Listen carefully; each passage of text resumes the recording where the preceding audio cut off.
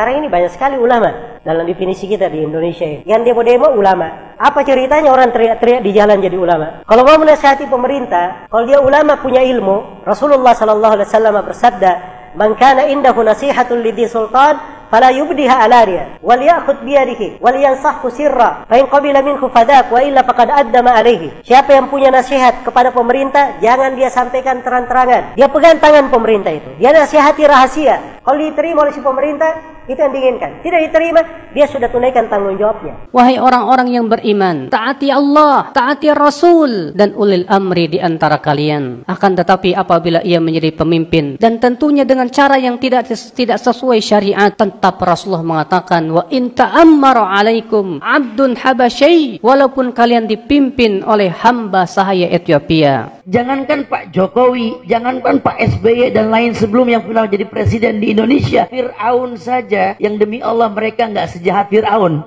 Fir'aun saja diperintahkan Nabi Musa dengan Harun, idhaba ila Fir'aun innahu tagha faqula lahu qawlan layyina. Yang gak boleh anak laki lahir main potong aja. Fir'aun lebih dari Rohingya loh. Suruh datang ke Fir'aun, katakan perkataan yang lembut. Idza ra'aita rajulan yasubbul hakim fa'lam annahu sahibu hawa. Kalau engkau melihat ada orang yang mencela pemimpinnya, menjelek-jelekan pemimpinnya, ketahuilah kalau dia itu pengikut hawa nafsunya. Dan tanyakan kepada dia, apa setiap kali engkau mencela pemimpinmu kau dapat pahala? Dapat pahala enggak kalau kita menjelekkan pemimpin kita? Kalau dapat pahala kita cela, enggak dapat pahala. Pertanyaan kedua, kalau kau doakan pemimpinmu, kau dapat pahala enggak? Dapat, Masya Allah. Oke, pertanyaan yang selanjutnya, kalau kau celah pemimpinmu, pemimpinmu berubah enggak? Enggak berubah. Kalau kau doakan pemimpinmu, bisa enggak Allah merubah pemimpinmu?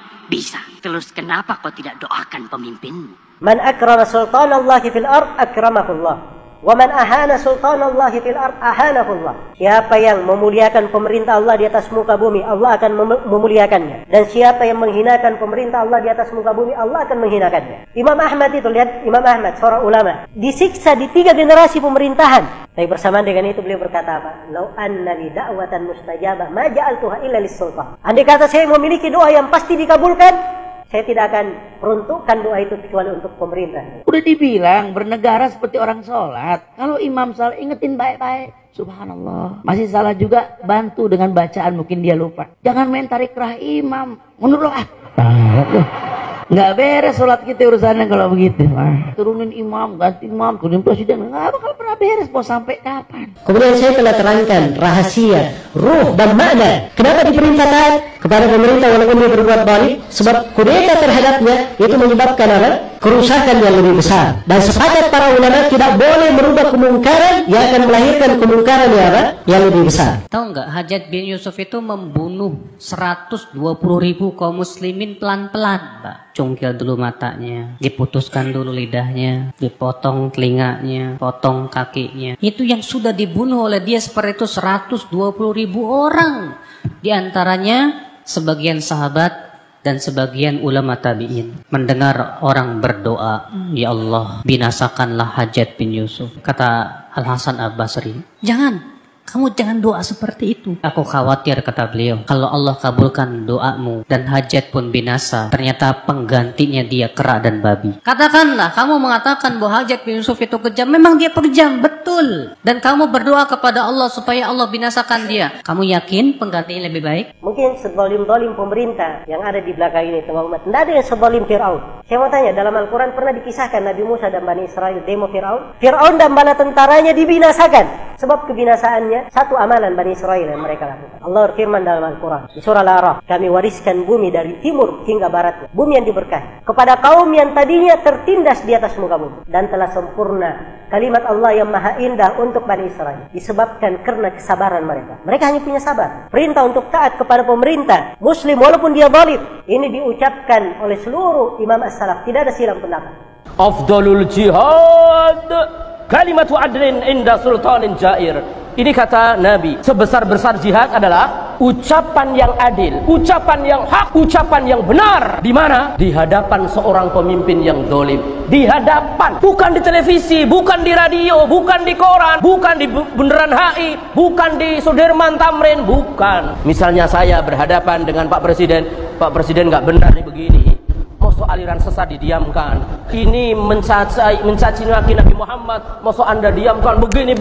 Saya berdua dengan presiden, bukan di televisi, bukan di radio, di mimbar nggak boleh, di jalanan apalagi, itu cara Yahudi. Tentu teman-teman sekalian yang menasihati pemimpin, orang yang bisa sampai suaranya ke pemimpin itu. Kalau antum mau nasihatin seseorang, cari misalnya seorang pemimpin perusahaan. Contoh saja dulu, kita cari siapa pegawai perusahaannya yang bisa menyampaikan kata-kata itu. Atau siapa kira-kira orang yang bisa sampai suaranya. Kecuali kalau kita memang langsung didengar, alhamdulillah. Pemimpin ini mendengarkan aspirasinya atau penyampaian dan keluhannya masyarakat, baguslah, gitu kan. Nggak ada masalah. Tapi kalau tidak, maka cukup dengan doa. Kita doakan saja. Itu senjata bagi orang beriman. Allah bisa masukkan ke dalam hati dia berubah, bisa.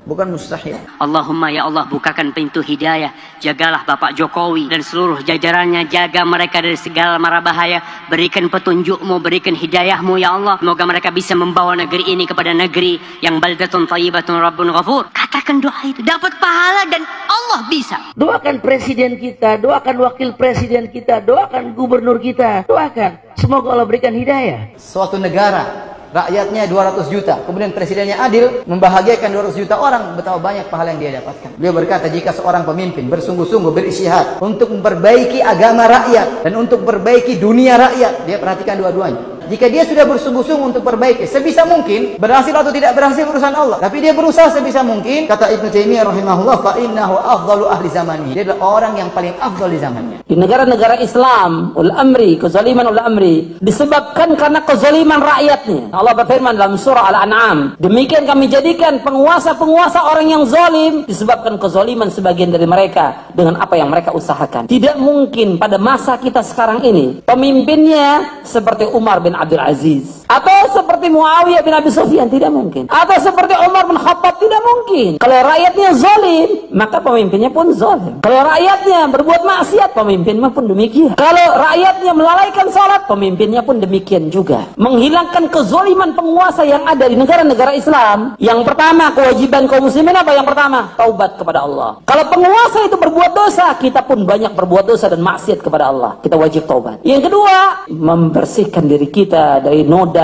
syirik. Yang ketiga, kata Syekh Albani, kewajiban kita mendidik istri dan keluarga kita. Kita akan ditanya oleh Allah tentang istri dan anak kita. Kita umat Islam tidak akan ditanya oleh Allah siapa pemimpin kita, tapi kita akan ditanya bagaimana kamu mengurus istri dan anak kamu. Sebab Nabi bersabda, setiap kamu adalah pemimpin dan setiap kamu akan ditanya tentang pimpinannya.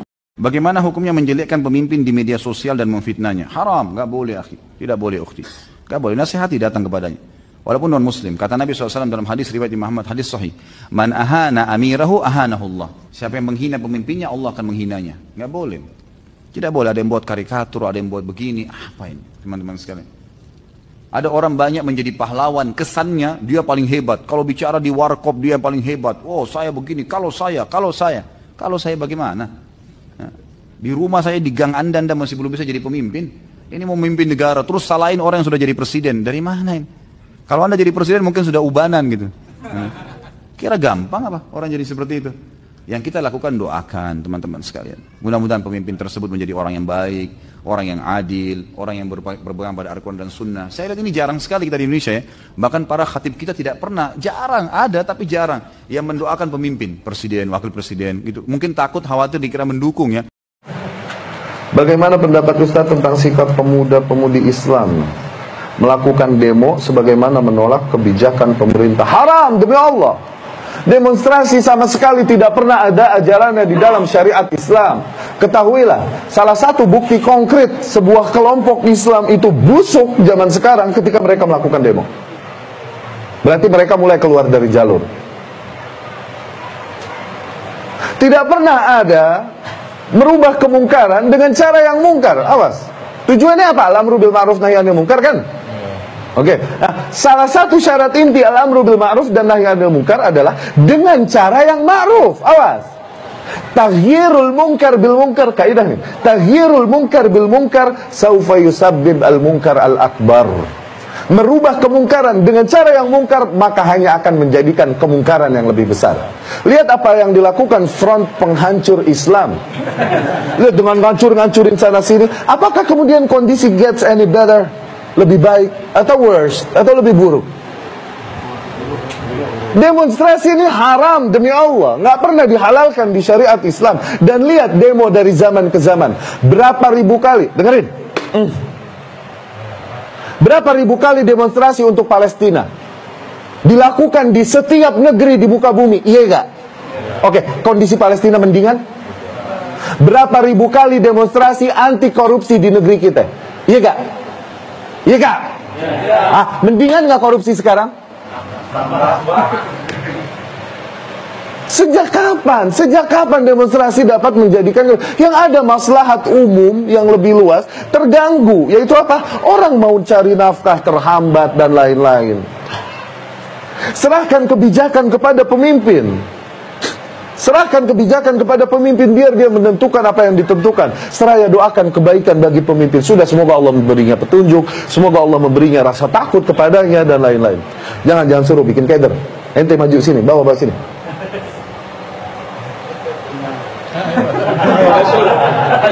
Bikin keder.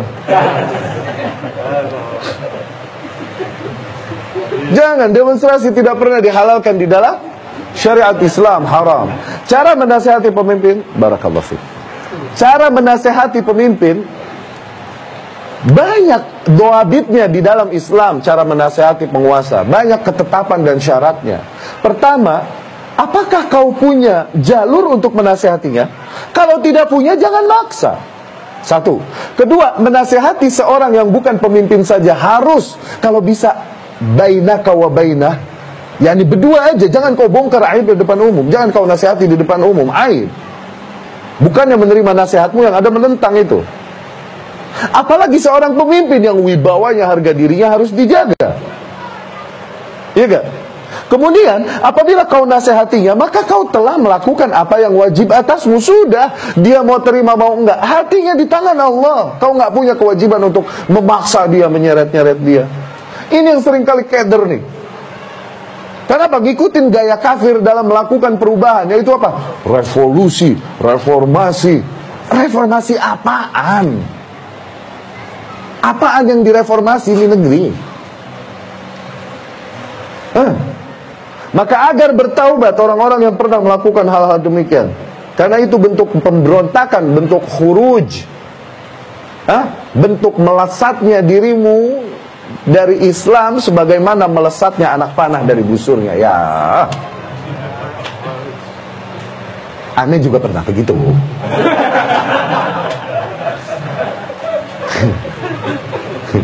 Dulu aneh 2003 kuliahnya di Jakarta, di UNJ. Besohibnya, lagi semangat berislam lah. Tayyib, besohibnya yang begitu ya, keracunan. Tapi lebih untuk have fun ya, lebih untuk senang-senang. Weh, rame ya Rasul. Lebih begitunya. Kemudian 2004 barulah kita dapat peluang ke Kairo, Mesir.